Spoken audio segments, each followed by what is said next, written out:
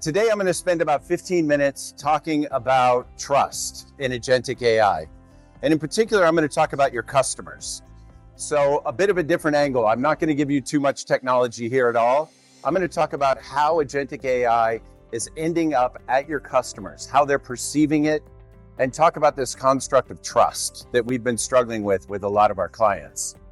Some of the IDC numbers, you all know this. I think directionally they're correct. 65% are using Agentic AI, 2/3, another third are going to use it in the next year. It's out there, everyone's going to be using it. Let's talk about trust. 80% of our clients have Agentic AI out there, and we surveyed and we said, how many have frameworks to measure trust in place? And only half of those had that. So why is that trust so important? That's what I'm going to spend the next couple minutes talking about. What is trust? What does it mean to your customers? And how does it impact your deployment and adoption of Agentic AI? AI is driving some new expectations. We think of this as the digital natives.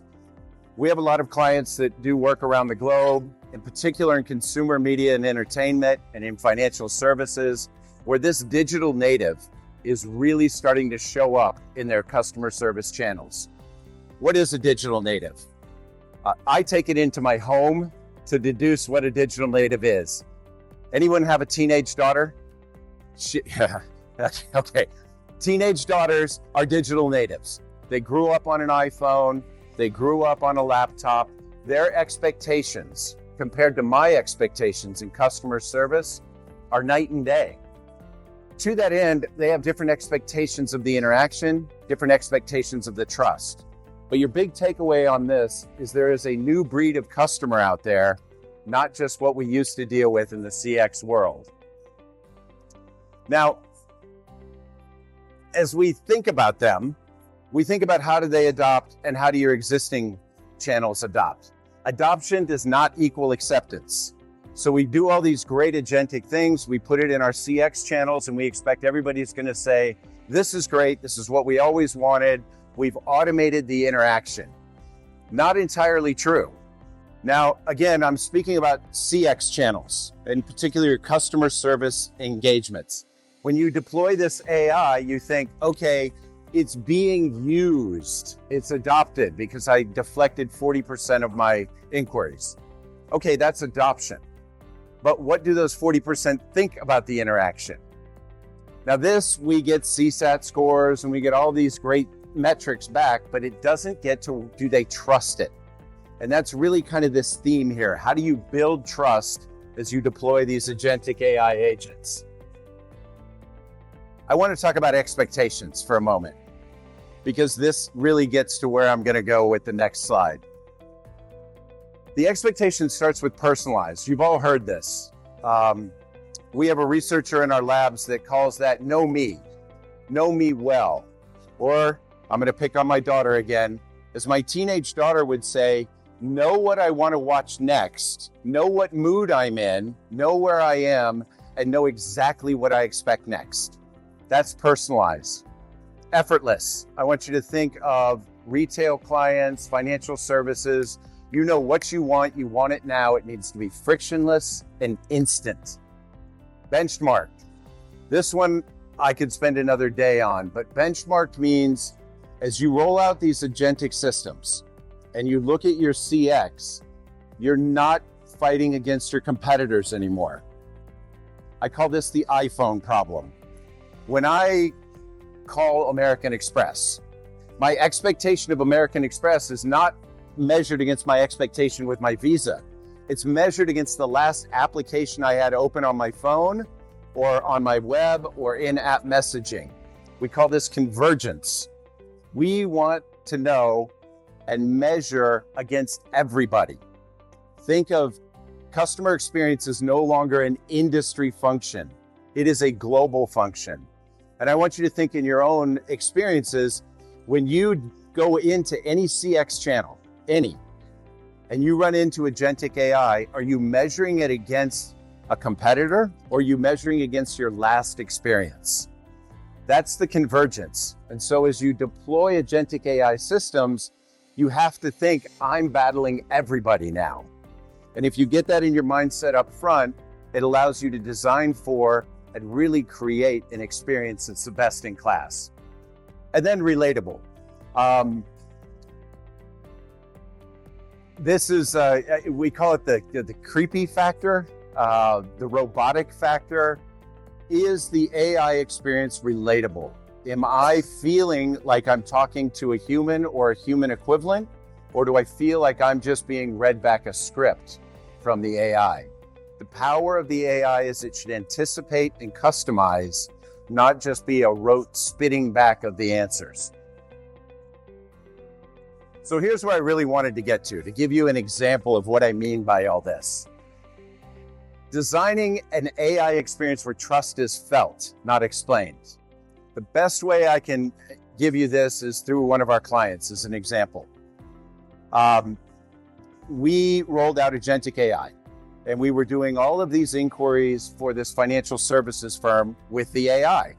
That was great.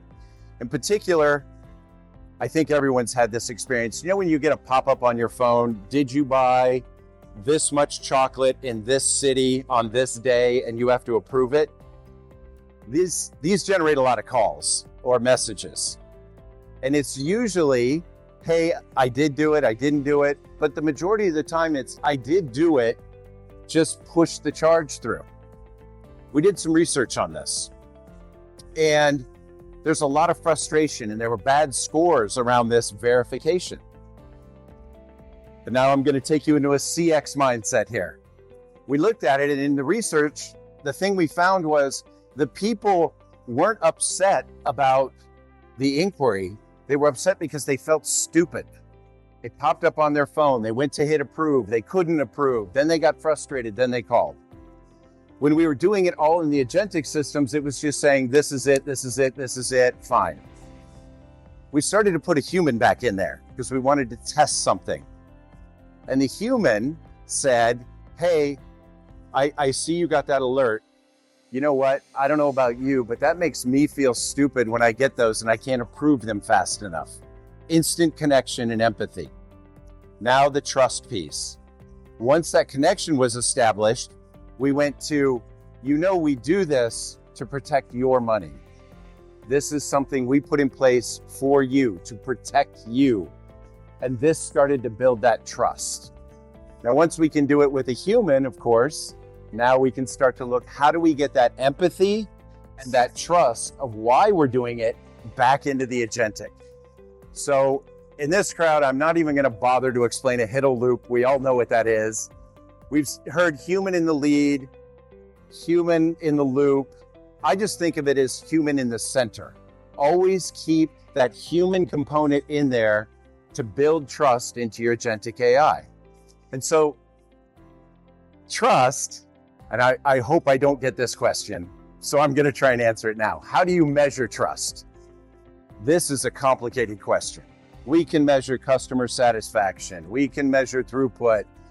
We have analytics on everything every customer ever contacted us about. But how do you say, do you trust us? And did you trust that last interaction?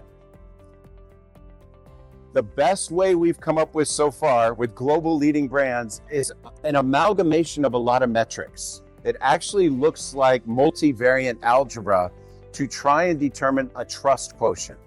Every company does it differently. If you have a big takeaway here, it's as you're rolling out those agentic systems, how am I measuring that it's a trusted interaction? Because now I don't have voice and I don't have sentiment like I used to. So now I need to find new ways to measure that trust and how does the customer feel about the whole thing. The growth, everything, we all know this. What I want to leave you with is the 2027 customer. As we think about customers, we think about who you're serving today. You're traditionally serving internally. You know those customers. You can deal with them. But externally, you've got a new customer out there. We call them the 2027 customer. They're that digital native. They're the ones that know how to use ChatGPT and can hop over to Claude and do a little coding on the side. They know what an LLM is. They are savvy and they are out there. And so as you're designing those end experiences in trust, you kind of need to deal with two worlds now. The world we used to deal with, that legacy customer, we know what they are, and this new world, this 2027 customer. And so measuring trust, measuring interactions between those two, very, very different. We spend a lot of time saying, how do we roll agentic AI out? How do we automate this? How can we do this better? How can we build trust into it? Everything you're wrestling with every single day, 24/7, 365. We wrestle with it as well with our clients. But there's been something new. So I want to leave you with a thought for the future. I spend a lot of time in Seattle, Washington. It's a pretty big company there. I'm confident you have all interacted with them. And they are looking and saying, of course, agentic AI is the future. Of course, we have to roll it out across every CX channel. Of course, we're going to automate this. We're going to measure trust. We're going to make it perfect. We are going to create the single greatest buying and retail experience there is. That's their mission. Customer focused, like no one I've ever seen. But here's what's new. They're thinking about this 2027 customer. And they're thinking, can I build agentic AI to figure out when to bring a human back in? And this is what they're struggling with now. I have these agents doing this. Can I implement other agents that are studying the journey, studying the analytics and saying, wait, right here, drop a person back in. And that's the focus. And that's where the strategic pillar's going. So I want to leave you with, we think that we're just fighting today's problem. How do we roll out agentic AI? How do we build trust? There's going to be a new one I want you to think about, which is how do I use agentic AI to reinsert humans back in the loop for customer service?